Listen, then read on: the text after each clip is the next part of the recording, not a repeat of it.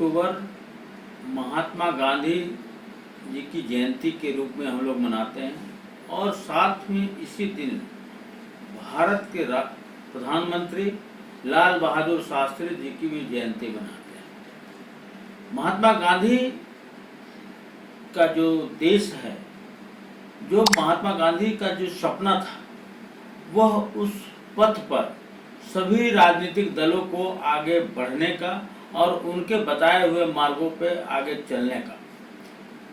आज का जो परिवेश है, जो राजनीतिक परिवेश है, वह महात्मा गांधी के रूप में कुछ ही पार्टियां चलती है, बाकी जो है किस तरह से चलती है यह चिंता का विषय है। एक और अगर बात करें लाल बहादुर शास्त्री जी की, तो जो प्रधानमंत्री के रूप में रहने के बावजूद भी उनकी सादगी, उनकी विनम्रता और उनकी सोच का यह अनुकरणीय है आज की राजनीतिक परिवेश के राजनेताओं के लिए।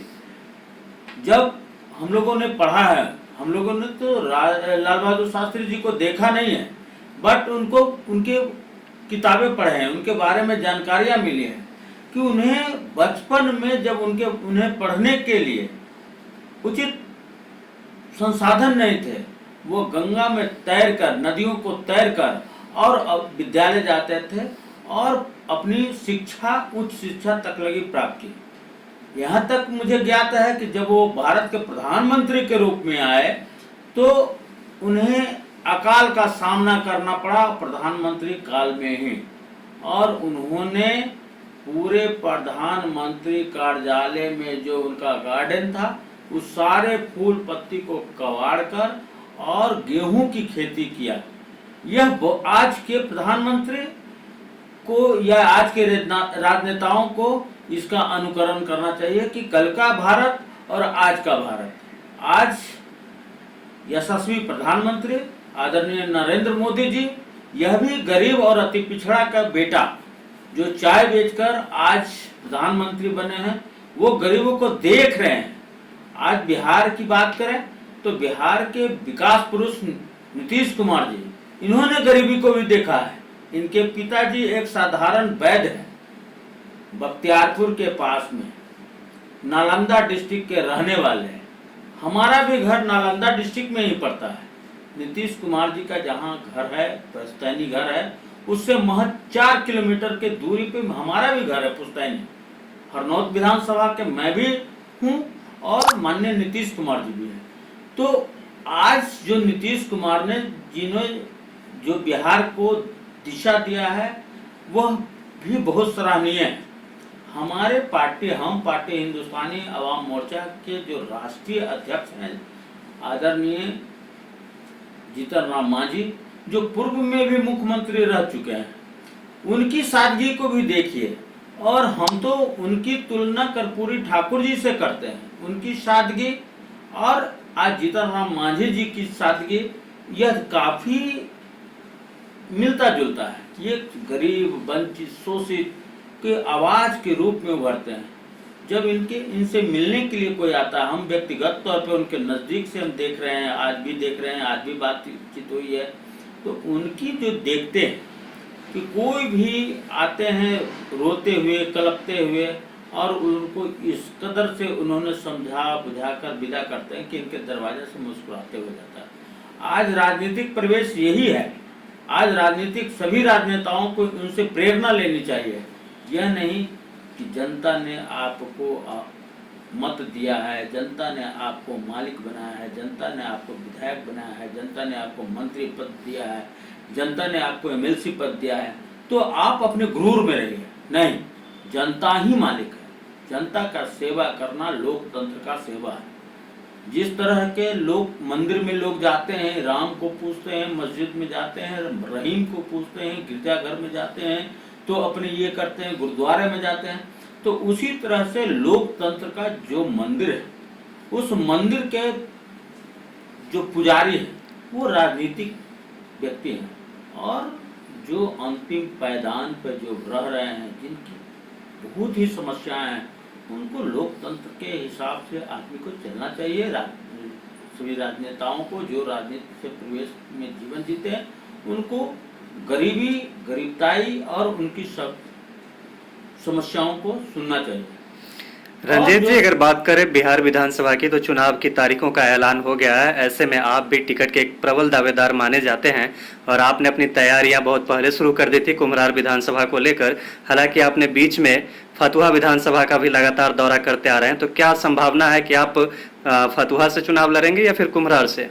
देखिए, मैं जब से राजनीतिक जीवन में आया जी, तो मुझे पद की चिंता कभी नहीं रही। जिस समय कुम्हरार विधानसभा में, यानी यूं कहिए कि अगर पटना में पानी की विभीषिका, जल जमाव की विभीषिका आई थी, तो उस समय भी मैं राजनीतिक लाभ के लिए मैंने ये कुम्हरार को सेवा नहीं किया। राजनीतिक अपनी जगह पे है और ये जो समस्याएं होती है वो अपनी जगह पे है। कुम्हरार विधानसभा में जो समस्याएं आई थी उसमें हमने बढ़ चढ़कर हिस्सा लिया और निश्चित तौर पर कुम्हरार विधानसभा से मेरी दावेदारी थी। लेकिन कुछ राजनीतिक समीकरण इस कदर हुआ कि चूंकि पहले जो जिस महागठबंधन में हम थे उससे हटने के बाद में आज हम एनडीए के साथ में हैं, तो हमारी दावेदारी फतुहा में है। और फतुहा ही नहीं, मैं तो राष्ट्रीय अध्यक्ष हूं अति पिछड़ा प्रकोष्ठ का। इससे पहले मैं प्रदेश उपाध्यक्ष था हिंदुस्तानी आवाम मोर्चा का। तो मैं फतुहा विधानसभा हो, कुम्हरार विधानसभा हो या बिहार के 38 जिला में या देश के कोने कोने तक तमाम पिछड़ा, अति पिछड़ा, गरीब, वंचित, शोषितों की आवाज बनकर हम हमेशा भ्रमण करते रहते हैं। रही बात कुम्हरार और फतुहा में, तो यह भी मेरा परिवार है, यह भी, यहाँ की भी जनता मेरा परिवार है, यहाँ की भी जनता परिवार है, पूरे देश की जनता मेरा परिवार है, तमाम अति पिछड़ा परिवार मेरा परिवार है। गरीब, वंचित, शोषितों की आवाज को हमें आगे तक पहुंचाना है।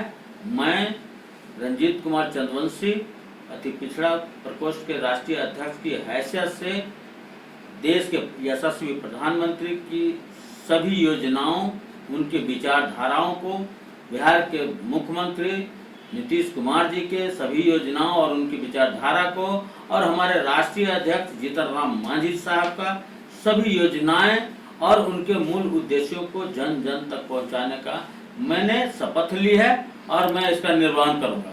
बिहार विधानसभा का चुनाव लड़ेंगे आप? देखिए, चुनाव लड़ना और लड़ाना यह हमारे शीर्ष नेताओं का काम है और जनता का प्यार का परिणाम है।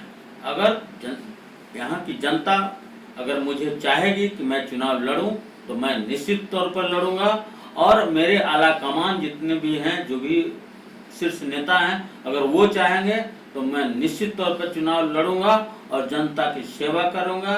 जन सेवा मेरा धर्म है। किसी भी क्षण सीट शेयरिंग का ऐलान हो जाएगा और पार्टियां अपनी अपनी कैंडिडेट को भी सेट करने में पूरी तरह से लगी हुई है, तो पार्टी की तरफ से कोई आश्वासन मिला है अभी आपको? देखिए, अभी ऐसा है कि अभी जो हमारे घटक दल हैं, भारतीय जनता पार्टी हो, हमारे जनता दल यू हो, नीतीश कुमार जी की जो पार्टी है सो हो, एक लोजपा है जो जिसका राष्ट्रीय अध्यक्ष आदरणीय चिराग पासवान जी हों, या हमारी पार्टी हिंदुस्तानी आवाम मोर्चा जिसके राष्ट्रीय अध्यक्ष जीतन राम मांझी साहब हों, ये आपस में जब तक तालमेल नहीं होती है, सीट शेयरिंग नहीं होती है, हमें आला कमान से आदेश नहीं आता है, तब तक चुनाव की क्या बात कर सकते हैं।